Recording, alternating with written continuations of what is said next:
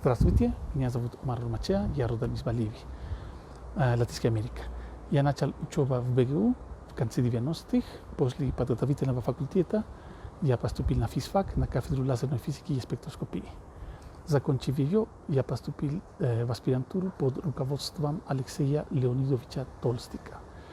После этого я работал в течение 5 лет в лаборатории нелинейной оптики на той же кафедре, приобретая огромный опыт в сфере лазеров, оптики и спектроскопии.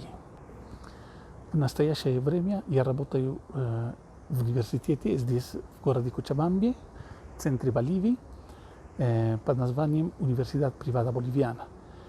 Являюсь заведующим кафедрой электроники и телекоммуникационных систем, а также заведующим Центром оптических исследований.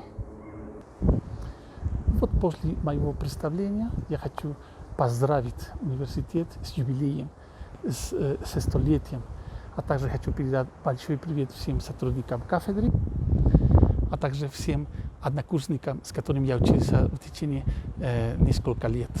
Вот и все. Еще раз с праздником БГУ. До скорой встречи.